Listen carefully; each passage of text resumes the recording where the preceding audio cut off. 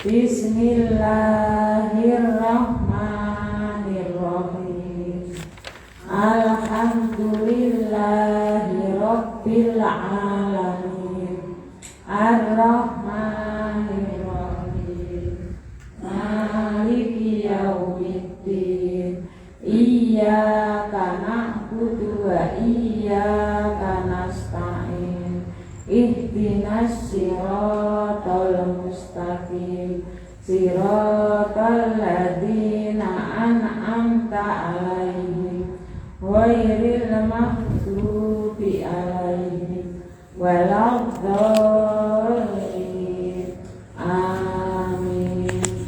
Raditu billahi rabbah wa bil islami dinan wa bi Muhammadin nabiyyan wa rasulah. Rabbi zidni ilma warzuqni fahma. Amin. Terima kasih. Semoga dengan bacaan Al-Fatihah pada sore hari ini kita semua mendapatkan taufik hidayahnya dan inayahnya dari Allah Subhanahu wa taala. Amin.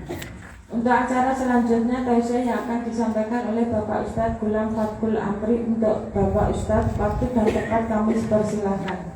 Matur nuwun. Bismillahirrahmanirrahim. Assalamualaikum warahmatullahi wabarakatuh. Alhamdulillah wa syukrulillah wa la haula wa la quwwata illa billah. Assalatu wassalamu ala Rasulillah wa ala alihi wa sahbihi wa mawala. Rabbi shrah li sadri wa yassir li amri wa hlul 'uqdatam min lisani yafqahu qawli. Amma ba'du. Ibu-ibu yang dirahmati oleh Allah, alhamdulillah kita masih bisa ketemu dan melanjutkan materi kita Riyadhus Shalihin, dan ini ketemu pertemuan yang keempat membahas satu hadis, yaitu hadis 1522 yang sudah saya bacakan dan terjemahkan dari awal sampai akhir, tentang Mu'adz bin Jabal yang bertanya kepada Nabi SAW tentang banyak hal. Salah satunya adalah tentang suatu perbuatan yang mengantarkan ke dalam surga dan menjauhkan dari api neraka dan seterusnya. Maka pada pertemuan sore hari ini kita masuk pada kandungan dari hadis itu. Yang pertama, hadis itu memiliki kandungan satu, dianjurkan bagi seseorang yang sedang menuntut ilmu untuk bertanya kepada gurunya tentang amal yang paling utama dan paling tinggi derajatnya dengan harapan dapat meraih surga dan menjauhkan dirinya dari api neraka. Pertanyaan tersebut berasal dari seorang yang sedang belajar kepada orang yang berilmu yang lebih tahu darinya. Sehingga poinnya adalah ketika jenengan belajar apapun yang jenengan pelajari, satu, nek saged dipun diusahakan, yaitu ada gurunya. Kemudian yang kedua, ketika pun jenengan sudah berguru atau punya guru, maka diusahakan ketika jenengan tidak paham tentang sesuatu, ampun dicandai piyambak, tanyakan kepada guru panjenengan. Kalau dari guru itu dia belum paham atau tidak paham, maka bisa beralih kepada yang lainnya sampai jenengan ketemu jawaban yang baik dan benar. Makanya kemarin itu ada bapak-bapak itu bertanya tentang apa hukumnya ketika 6 orang patungan, lalu orang yang ketujuh, supaya dapat 7 orang untuk beli sapi, orang yang ketujuh adalah non muslim gitu kan. Nah, dia bertanya pada ustadz yang pertama, jawabannya boleh, ustadz yang kedua boleh, ustadz ketiga tidak boleh. Nah, saya ustadz yang keempat atau yang kelima gitu. Nah, saya ketika ditanya adalah tak pertanyaannya pakai WA nek saya, nek sing 3 sebelumnya atau 4 sebelumnya itu cuma lisan. Jadi saya ditanya ini pakai WA, ya saya jawab, ada ayatnya, ada hadisnya, ada pendapat ulamanya. Wah, ini pertanyaannya lewat WA, jawabannya runut gitu kan. Lah wonten niku kepanggih kali kula wonten ya iso nyaurine ngeten. Jawaban jenengan do banget nek tak share ning grup kok ndak malah do bingung gitu. Artinya kita sebagai orang yang ditanya pun berhati-hati dalam memberikan jawaban. Harusnya niki pakai logika sederhana aja. Ketika ada orang bertanya lalu jawabannya yang satu nggih mung sekedar boleh dan tidak, yang lainnya adalah dijawab dengan komplit dengan berbagai macam dalil. Logika sederhananya aja jane lu meyakinkan sing jawabannya komplit kan gitu loh jane lho. Tapi malah jawabannya diresponnya kok jawabannya panjang ya ta. Ini nek dikirim ning grup takmir atau di grup pengurus kok ndak malah marahi bingung gitu. Nah, makanya ibu rahmatullah Allah Subhanahu wa taala. Nggih, jenengan juga harus bijak ketika sudah mendapatkan jawaban, jangan mencari yang mudah gitu. Artinya gini, kalau memang ada kondisi yang memang di situ sifatnya larangan, maka nek saya lebih condong kepada untuk kita berhati-hati.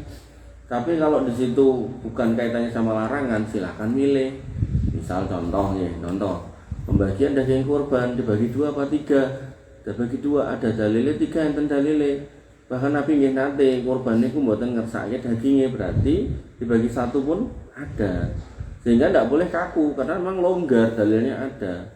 Tapi kalau kemudian betok resek piyambak, mendet piyambak, itu jelas tidak boleh, itu bukan khilafiyah, itu tidak boleh. Maka jangan mengambil pendapat yang membolehkan. Sampai enten masjid tertentu niku berpendapat ketika saya jelaskan tentang hukum berkorban sapi betina atau binatang betina boleh. Mereka menjawab nek ten niki nggih insyaallah jantan-jantan tat. Dereng nate mleh wedhus napa sapi wedok. Tapi nek ten niki lucune napa sing dibeleh lanang ditinggal mlengos sediluk kok dadi wedok. Ngertos maksudnya? Bandule hilang, dienggo royokan gitu loh. Ngoten. Makanya Ibu rahmatullah sing ngoten niku jelas tidak boleh. Jangan mengambil yang ringan, justru yang dilarang gitu jangan kedah atos-atos. Namanya sudah halal haram itu. Kalau sudah enggak boleh ya berarti haram. Tapi kalau tadi 2 apa 3, dibagi 2 apa 23, nah itu pilihan, ngoten nggih. Makanya kadang niku ngapunten enten piye niku seneng banget bertanya. Dan pertanyaannya intinya pokoknya golek jawaban yang paling gampang, mboten nggih. Contoh meleh. Ya jaler ning sok-sok. Untuk haram atau ndak, apa hukumnya ngerokok gitu kan. Nah, nek tanya kula nggih kula konsisten ndak boleh gitu. Terus akhirnya golek jawaban yang lain, ya jawabannya boleh gitu kan atau makruh gitu. Ya akhirnya pilih jawaban sing niku lho, ndak mboten asal lho. Ketika kemudian yang jawab makruh atau menjawab boleh pun dalilnya enggak jelas. Sebaliknya yang mengharamkan dalilnya jelas, ya kita harus condong pada yang kemudian lebih berhati-hati gitu. Makanya niku jane lho. Kaitannya terakhir niku mung garek hidayah. Hidayah niku ten pundi? Contoh mulai misal tentang kesirikan. Kan kemarin sudah dikatakan oleh di sini kan bahwasanya jane lho mlebu surga ki gampang buat mereka yang dimudahkan kan gitu. Nah, di urutan pertama jangan berbuat kesirikan niku jane nggih barang cetok. Kita sebagai manusia diciptakan sebagai makhluk yang terbaik, makhluk yang paling mulia, tidak boleh menghamba kecuali kepada Allah. Kan itu cetok, kalimat cetok. Sehingga ketika kita sujud di kuburan, kita sujud ke kewan, ke pohon, minta ke bintang-bintang, minta ke arwah-arwah gak jelas, itu udah sirik kan jelas sebenarnya. Tapi ya tadi itu kaitannya sama hidayah. Kadang kan langsung ngomong apa, iki ajaran mbah-mbah biyen. Ngoten niku lho. Makanya tadi saya lihat di Instagram niku enten kampung niku indah banget sih kula eling-eling. Oh, Pasuruan. Indah banget kampungnya niku di syuting ngangge drone king inggil niku cantik. Pemandangannya indah terus ketinggal niku mata air sing ngalir niku kuatah gitu. Ngoten niku yo dienekke jenenge bersih desa. Jadi suatu kondisi di mana dia itu membuat ugo rampe untuk piye carane supaya desane tetap baik, tetap terjaga. Tapi dengan bukan bersyukur kepada Allah, tapi dengan nguri-uri roh-roh yang enggak jelas atau makhluk-makhluk yang enggak jelas, itu syirik akbar jelas. Makanya jenengan harus hati-hati dengan kata-kata bersih desa. Kalau konteksnya itu membersihkan desa pakai sapu, pakai ikrak, pengki atau apa jenenge ikrak nih, Mbak. Nah, ikrak emang monggo. Tapi kalau bersih desa konteksnya adalah gawe sajen, ruwat, nyewa ledek, wayangan. Nah, ini hal-hal yang perlu dipahami. Ini hati-hati kalau masuk di wilayah kesyirikan. Ngoten jane gampang. Cuma hidayah itu. Contoh meleh misal nggih jenengan. Ayatnya pun jelas. Oh, wong wedok kon kudungan. Kan pun jelas niku. Clear. Padang dan cetha melo-melo ketok moto kan gitu. Tapi nggih kadang malah panas. Cokot kudungi gitu kan. Nah, mergone panas atau mungkin aku kudungane ra payu kok apa meneh. Kudungan daripada rapayu-payu mending tak copot wong kudungan. Nah, ngoten niku. Makanya Ibu rahmatullah Allah Subhanahu wa taala, ada hal-hal yang kemudian harusnya kita mudah menerima karena memang sudah jelas, tapi kadang itu ya hidayah enggak main di situ. Makanya dalam konteks jenengan enggak paham bertanyalah pada yang paham, tapi pesan saya ketika memang sudah jelas jawabannya dan yang jawab nggih pun atos-atos, insyaallah niku jawaban ingkang sae. Jangan kemudian dicarikan opsi dan sing jawab yo dan enggak, boleh dan tidak, halal haram gitu tok. Ayolah. Itu malah kadang enggak hati-hati yang kayak gitu. Nah, kemudian yang kedua, hadis ini menerangkan betapa besarnya perhatian seorang guru terhadap pertanyaan muridnya. Bahkan Nabi menawarkan, kowe pengen ngerti rak soal iki, kowe pengen ngerti rak soal kuwi ya gitu kan. Kemarin hadisnya. Maka dari itu hendaklah seorang guru memberikan jawaban yang memuaskan dan menyejukkan hati melalui susunan kalimat yang mudah dimengerti, mengikuti alur pemikiran murid tersebut sehingga dia bisa memahami jawabannya. Ini kalau ketemu muka, kalau nggak ketemu muka, misal dikirimi kayak sekarang WA, ya tentu urutan alur yang wallahu alam yang saya pahami baik niku nggih, ada hadis, ada ayatnya, ada hadisnya, ada perkataan ulama, ada kesimpulannya. Nah, nek sudah kayak gitu insya Allah hati-hati gitu loh. Jadi tidak cuma sekedar ya dan tidak boleh apa enggak gitu. Makanya kadang kula niku nek di WA niku sok-sok gitu. Kadang nek pas lagi ruwet ngoten niku, kadang niku jawab mungkin 2 hari 3 hari. Tapi nek pas longgar terus niku telat niku jawab 5 atau 10 pertanyaan niku. Terus kula jawab riyen mungkin nembe ke sini. Ini terus saya enten kalih dari kula jawab. Nah, pertanyaannya aneh-aneh ya. Sampai ada pertanyaan gini. Apa namanya? Enten biaya jalan itu tanya ya. Setelah saya jelaskan tentang larangan memotong bulu dan kuku buat sahibul kurban. Nah, dia malah bertanya nih ngeten. Bagaimana hukumnya seorang laki-laki yang tidak pernah memotong bulu dan kuku? Loh, kok ada kata-kata kurban ini? Paham maksudku loh? Nah, terus sekarang kan temanya nggak boleh memotong kuku dan bulu untuk sahibul kurban kan gitu. Nih, pertanyaan yang masuk, bagaimana hukumnya tentang seorang laki-laki yang nggak pernah memotong bulu kemaluan dan mencabut bulu ketiaknya, tapi nggak ada kata-kata kurban. Ya kalau terus mikir lagi, wong iki piye ya? Berarti kan seneng ngingu niku to di gawe rewu-rewu kaya hutan belantara gitu. Nah, akhirnya jawabannya nggak ada kaitannya dengan kurban. Kalau konteksnya sekarang tanggal 1 sampai tanggal 10 Dzulhijjah memang kita tidak boleh memotong itu, tapi bukan berarti itu dalil untuk memanjangkannya, ngoten lho. Sehingga nanti ada dalil khamsu minal fitrah, ada 5 hal yang terkait dengan fitrah. Di situ ada al-istidatu wal khitanu wa qasusaribi wa natful ibti, ada memendekkan kumis bagi yang berkumis. Nah, ibu-ibu kan enggak. Kemudian ada memotong kuku, ada mencabut bulu ketiak dan ngapunten memendekkan bulu kemaluan. Nah, nanti kemudian fikihnya ketika itu mau dirutinkan untuk dibersihkan, maka maksimal atau idealnya seminggu sekali pas hari Jumat. Nek ngantos kesupen nggih saged rodok molor 15 dina. Bahkan nek nganti kesupen saestu-estu bener-bener mungkin repot banget ngantek ora sempet ngono. Lek gagas urusan niku 40 hari. Nah, sisone sudah jadi dosa. Oh. Terus memperpanjang kuku, memperpanjang ngapunten nggih wulu kelek kalih sing wau sanese wau, itu dalam Islam itu ndak boleh gitu. Tapi nek pas mau kurban justru memotongnya dilarang. Nah, makanya ibu yang dirahmati Allah, pertanyaannya kadang neko-neko dan aneh-aneh ya, sosok ya lucu-lucu barang gitu. Nah, tapi ya tetap kula jawab. Nah, sehingga murid itu bisa menerima dan memahami jawabannya. Kemudian kandungan yang ketiga, pertanyaan Mu'adz yang berbunyi, wahai Rasulullah, beritahukanlah kepadaku suatu perbuatan yang akan mengantarkan aku masuk surga. Ini menjadi dalil yang menunjukkan bahwa amal merupakan sebab masuknya seorang ke dalam surga. Dan jenengan itu nanti masuk surga ya disebabkan amal jenengan. Loh, bukankah ada dalil yang berbunyi la yadkhulul jannah ahadun bi amali, tidak akan masuk surga seorang itu karena amalnya. Qalu wala anta ya Rasulullah. Mereka para sahabat bertanya, Anda juga kah ya Rasul? Qala wala ana. Nabi juga menjawab wala ana, aku pun juga tidak. Maka pertanyaan atau pernyataan yang pertama dan kedua itu tidak bertentangan. Artinya ngeten, secara umum amal kita niku jane nek dingin mlebet surga niku kirang. Karena surga yang akan diberikan kepada jenengan itu terlalu indah, terlalu luar biasa dibandingkan amal kita yang sedikit. Kalau contohnya ngeten, misal kita dikasih hidup 24 jam. Kita sholat 5 kali sehari. Niki sholat wajibnya, sholat sunnah masing-masing. Nah, misal sekali sholat taruhlah 10 menit, misal. Padahal ya nek sing 2 menit. Nah, 10 menit ini dipingkan 5 niku 50 menit, anggaplah sejam. Berarti di logika mawon jane nek ditimbang antara ibadah kita dan mboten ibadah kita, niku akeh mboten ibadah kita gitu. Niku ibarat wong dodolan. Jane kita itu ora mungkin untung. Sehingga sebenarnya dengan amal yang sangat sedikit ini jane sangat-sangat kurang untuk masuk surga. Tapi ya karena Allah itu Maha Rahim, Maha Penyayang untuk orang yang beriman di akhirat, maka walaupun amal kita niku sedikit, kita tetap akan dimasukkan surga. Sehingga dua dalil, yang satu menunjukkan masuk surga karena amal, yang satu masuk surga bukan karena amal tapi karena rahmat Allah, itu tidak bertentangan. Tegasnya ngeten, jane nek amal kita sendiri itu jane kurang. Tapi karena kita beramal sebagaimana yang Allah perintahkan, senajan kirang, senajan sekedhik, senajan infake mung 2000 jane iso mampu 200.000 gitu kan.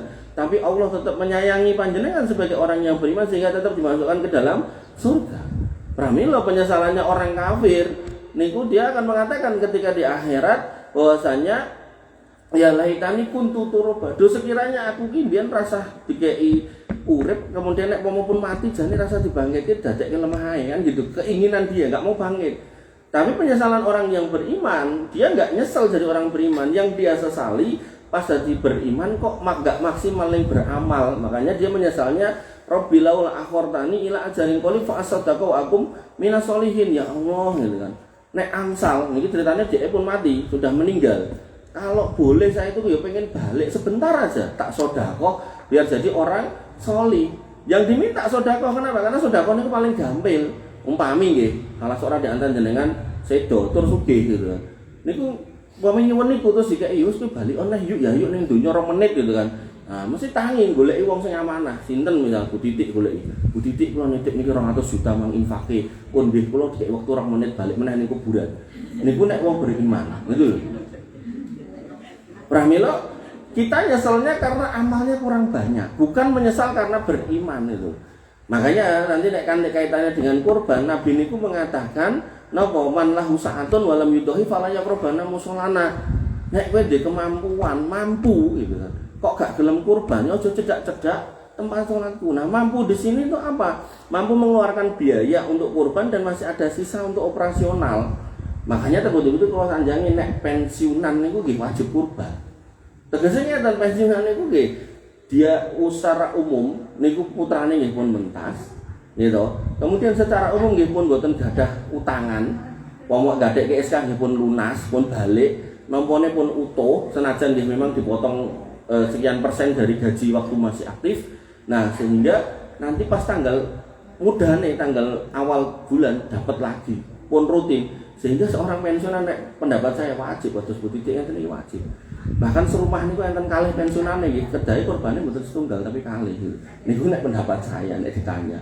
Sebagai bentuk nopo kesyukuran kita masih dikasih panjang umur, bahkan rezekine niku pun rutin tiap awal bulan, wabil khusus pensiunan niki gitu kan. Dan kemudian dikasih kesehatan putra-putu lan sak piturute.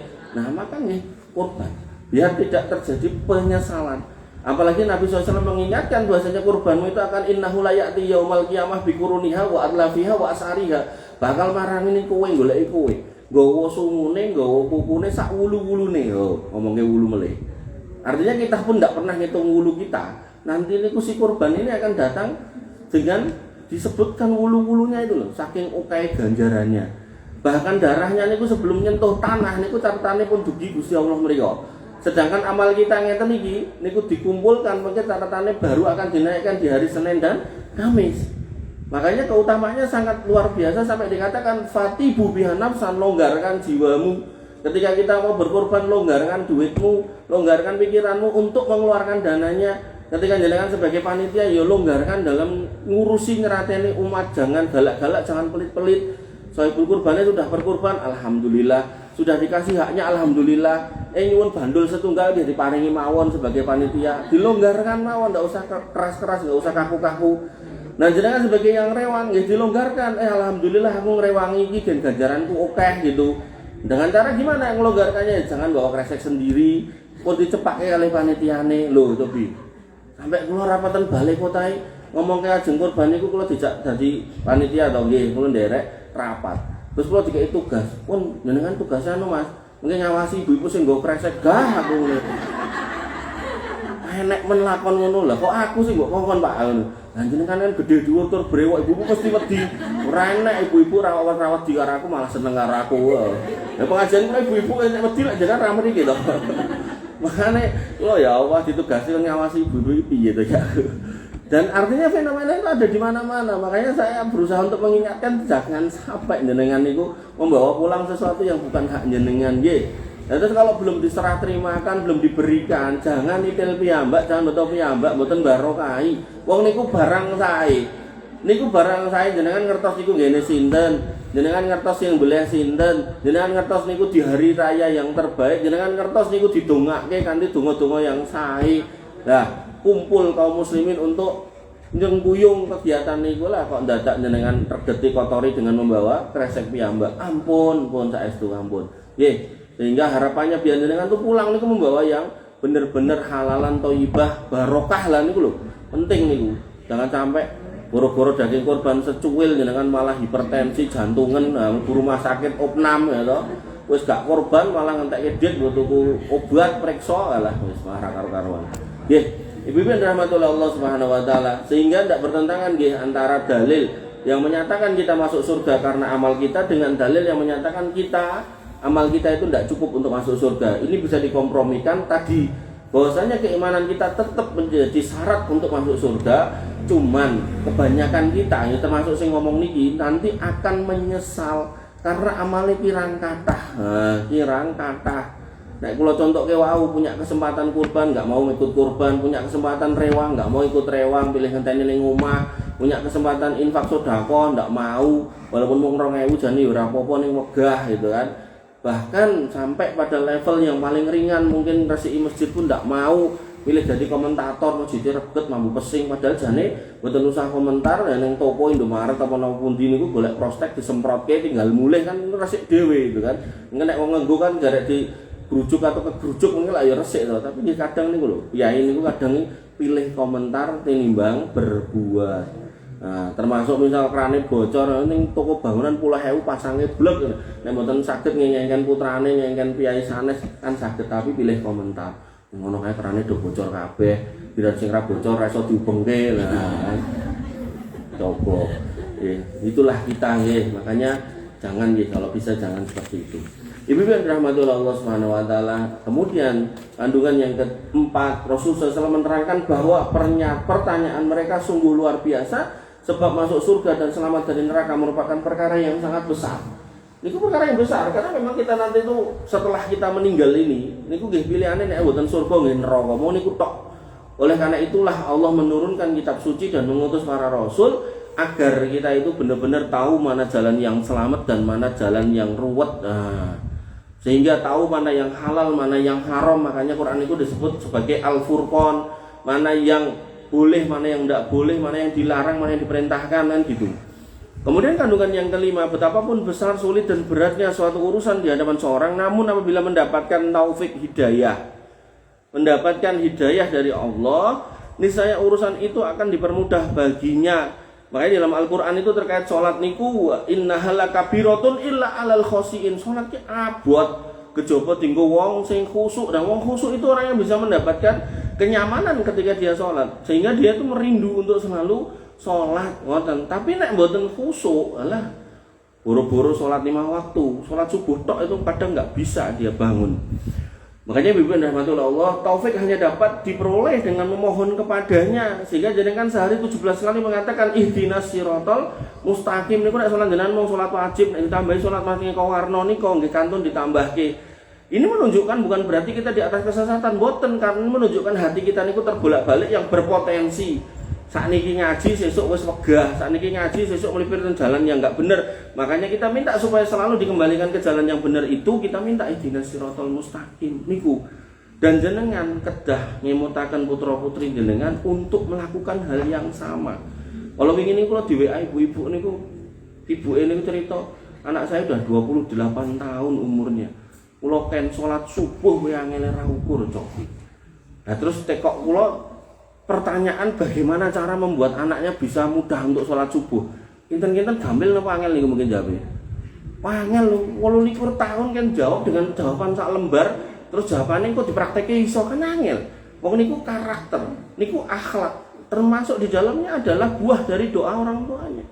Termasuk dia doa juga sendiri. Makanya ketika dia ndak berdoa, mungkin orang tuanya nggih sok lali ndongake, ya akhirnya angel mbok ustaz ngomongke pripun langkahe ngoten nanti prakteknya tambah angel gitu. Makanya Ibu dan Bapak Allah nggih, jenengan mang emot-emot dongane dinggih ndongake putra-putri jenengan kajeng saleh-salehah niku mung mayar wending buambil cendik napa Robbi habli minas solihin, ngoten tok. jenengan kalian lenggah ngeten iki Robbi habli minas sholihin, Robbi habli minas sholihin. Jenengan ten masjid nenggo adzan apa iqomah Robbi habli minas sholihin. Jenengan ngantri pensiunan Robbi habli minas sholihin, ngantri obat Robbi habli minas sholihin, ngantri BLT Robbi habli minas sholihin lho pripun.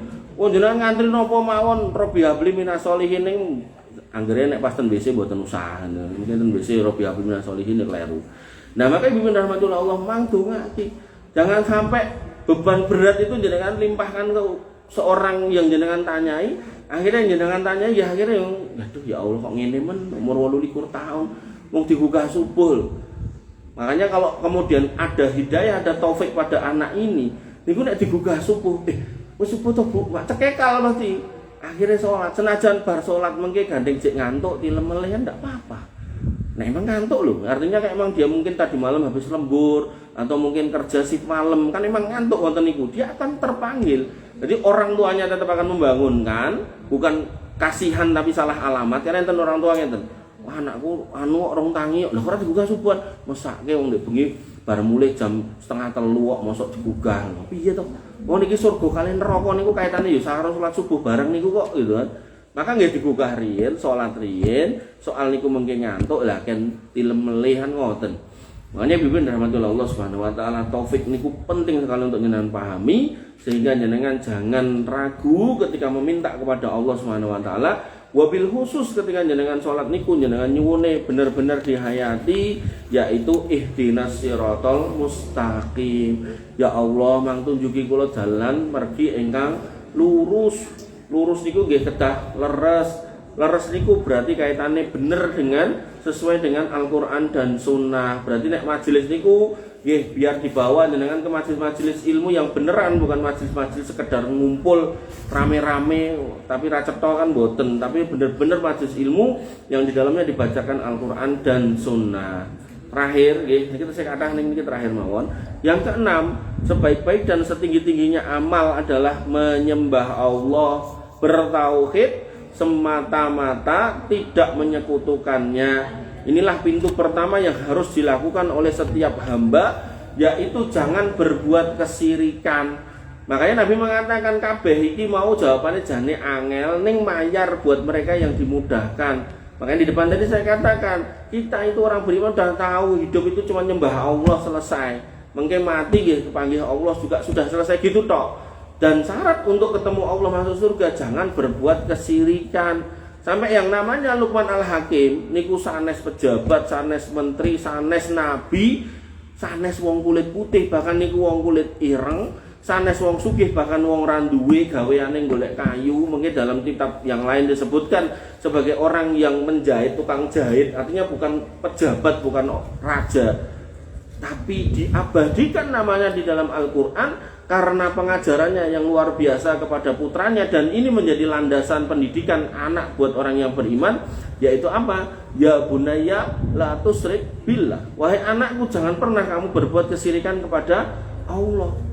Makanya Bapak Ibu rahmatullah Allah, Ibu rahmatullah Allah Subhanahu wa taala, niki menjadi pondasi utama nggih. Ketika jenengan menginginkan kebersamaan dengan putra-putri jenengan, putu jenengan nanti di surga, maka syaratnya jangan pernah berbuat kesyirikan. Kula gadah rencang kondangu mboten kepanggih niku singkat cerita WA-an terus iseng-iseng kula tanglet. Lah adikmu kae wis nikah apa urung? Kula kan kadang nek tepang tiyang niku sok teko adike, Mase, Mbak Yune ngoten niku. Mungkin nek dereng barangkali kula nggih gadah jago gathuke gitu kan. Profesi lain saya niku comblang gitu. Nek rencang kula niku sanjang, aja percaya karo comblang sing jek jomblo. Lah kok ngono? Soalnya nek jomblo kuwi pomo apik dipek dhewe. Alhamdulillah kula mboten jomblo kan gitu. Dadi aman. Nah, kula tanglet adikmu kae kawin rong, Bro. Nah, jawaban teman saya itu. Wis Mas, rasah ngomong ke adik kula piye? Dek saiki malah murtad. Loh, to kuwi. Artinya Ibu dan rahmatullah Allah Subhanahu wa taala, kita itu PR berat jadi orang tua. Yang pertama, menjaga mereka tetap jadi orang beriman, satu. Yang kedua, kemudian memastikan mereka juga bertauhid. Ngakui mantok tapi berbuat syirik niku nggih kleru. Parah meleh kantek murtad niku tambah gak karu-karuan. Makanya Ibu rahmatullah Allah nggih niku tugas berat yang harus jenengan emban ya saya juga untuk tetap gondeli putra-putri panjenengan agar tetap di jalan yang selamat ini, jangan sampai belok ke jalan yang gak jelas. Makanya Nabi Yakub alaihissalam ketika mau wafat mengumpulkan putra-putranya yang merupakan nenek moyang orang Bani Israel sekarang ini loh. Mereka ditanya sama bapaknya ini, "Ma tak butuh nami ba'di, engko nek aku mati kowe menyembah sapa le?" Cah rolas niku dikelumpukke. Mereka menjawab, "Nak butuh ilahaka wa ilaha abaika Ibrahim wa Ismail wa Ishak." Kami akan menyembah Tuhan yang sama, ilah yang sama, yang engkau sembah, mbah engkau sembah, buyut engkau sembah, semuanya sama, yaitu ilah wahid, Rob yang satu, ilah yang satu, yaitu Allah. Jadi sudah mereka berikrar untuk bertauhid. Tapi nggih dadine sakniki ngoten niku nggih, artinya itulah bagian dari hidayah. Makanya bimbing rahmatullah Allah Subhanahu wa taala, nggih jenengan meling warisane niki lemah iki nggone puke ngene-ngene ndak apa-apa. Cuman meling yang terbaik, meling yang terindah. Ketika jenengan harus memejamkan mata meninggalkan mereka, katakan nek kowe pengen ketemu aku, tetep dadi wong iman tur berbuat yang benar tentang keimanan, yaitu bertauhid, jangan berbuat kesyirikan. Tapi nek kowe menyimpang dari itu, ya mungkin awake dhewe ora iso ketemu ning akhirat kono. Mbok bilih mekaten iki bimbingan rahmatullah Allah yang bisa saya sampaikan, mudah-mudahan bermanfaat. Alhamdulillah. Subhanakallahumma wa bihamdika asyhadu an la ilaha illa anta astaghfiruka wa atubu ilaik. Assalamualaikum warahmatullahi wabarakatuh. Waalaikumsalam warahmatullahi wabarakatuh. Terima kasih kepada Bapak Ustadz Bulan yang telah menyampaikan tausiah pada sore hari ini. Semoga bisa bermanfaat bagi kita semua dan bisa diamalkan sehari-hari dan bisa meningkatkan iman dan takwa kita.